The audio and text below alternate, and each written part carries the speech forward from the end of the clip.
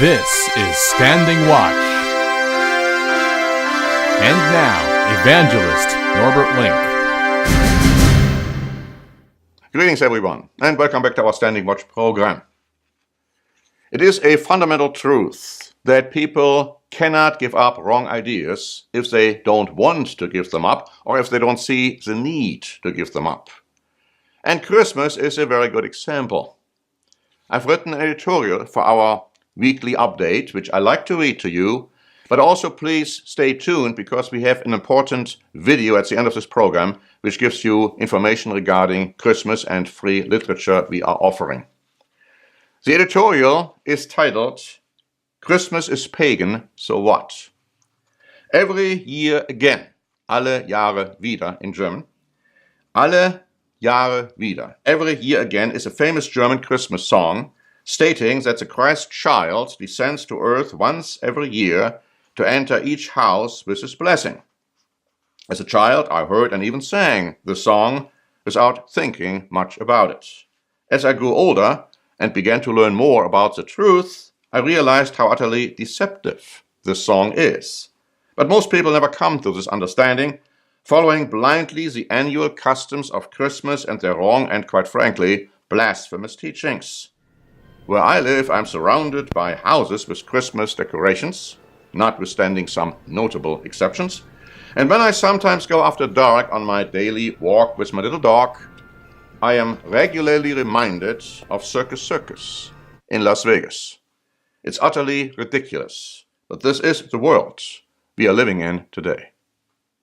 Years ago, I saw a TV program with an odd-looking preacher smoking a pipe and wearing a cowboy hat, who spoke of the unbiblical Christmas customs. He proved for over an hour that Christmas was thoroughly pagan, but then concluded that it doesn't matter and that Christians should keep it anyhow. I was reminded of this program when I noticed the following article, which was published by Forbes on December 15, 2017, titled, Why is Christmas Pagan? And I'd like to read to you some mind-blowing excerpts from this article. Paganism isn't something to fear. Christmas is a holiday that was evolved due to the passage of time and the influence of various cultures as Christmas has entered their lives. Each of these cultures has enriched the holiday, giving us more traditions with which to celebrate it. For the ancient Romans, that holiday was called Saturnalia, named for the god Saturn, or Saturn. Saturnalia was celebrated by feasts, the giving of gifts. The ancient historian Livy tells us that Saturnalia began in 497 BC. Modern historians believe it probably started earlier than that. So at least half a millennia after the origin of Saturnalia, Jesus Christ was born. It would be a few centuries until early church leaders decided it was a day to commemorate. It would also be a few centuries until they decided to pick a day for that celebration, because the Gospels do not tell us on what day he was born. On December 25, 274 AD, the Emperor Aurelian consecrated the temple of Sol Invictus, creating a holiday called Dies Natalis Solis Invicti, the birthday of the unconquerable sun, officially elevating the sun to the highest position among the gods. Around 350 AD, Pope Julius I officially declared December 25 to mark the birth of Christ. There was no evidence that was the actual day of birth. There is no rule that says the day of celebration has to coincide with the actual date of origin. So, in Rome in the 4th century, there were 3 big holidays being celebrated on December 25. Saturnalia, Dies Natalis Sol Invictus, and the Dies Natalis of the Christ. It's only natural that elements from these celebrations would cross-pollinate each other. As Christianity grew, the people that celebrated those holidays would take their traditions to new areas, and as they introduced Christmas to the native Germanic peoples, the practices of Christmas were influenced by the practices of those peoples for their winter solstice holidays. Over time, traditions like the Jewel log, mistletoe, tree decoration, and evergreen wreath were absorbed and became thought of as Christmas traditions. The Saxons, the Vikings, the Victorians, and the capitalists have all added traditions to the rich tapestry of the holiday we all call Christmas.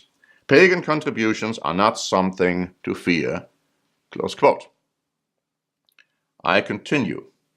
Have you ever read such ignorant nonsense? Christmas is pagan, but so what? It's not to be avoided, but rather it enriches a Christian way of life.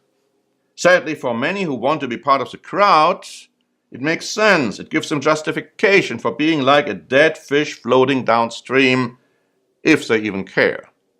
Well, God cares, and He tells us this in Deuteronomy chapter 12, beginning at verse 28. "Observe and obey all these words which I command you, that it may go well with you and your children after you forever, when you do what is good and right in the sight of the Lord your God. When the Lord your God cuts off from before you the nations which you go to dispossess, and you displace them and dwell in their land, take heed to yourself, that you are not ensnared to follow them after they are destroyed from before you, and that you not inquire after their gods, saying, How did these nations serve their gods? I will also do likewise.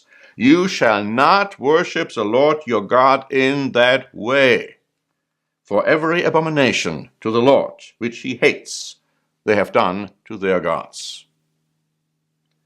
As true Christians, we must not follow the pagan ideas and religious practices of other nations and people around us. If we do, it will not go well with us and our children.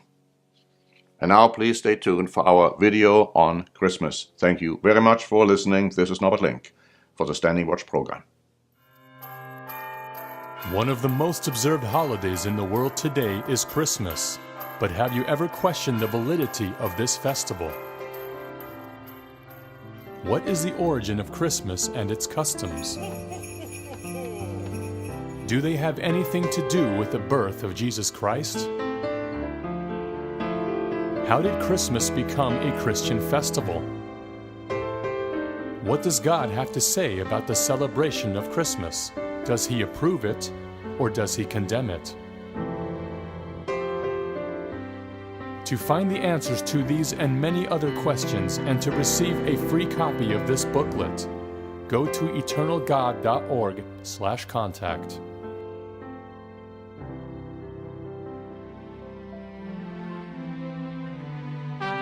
Standing Watch is a presentation by the Church of the Eternal God, P.O. Box 270519, San Diego, California 92198.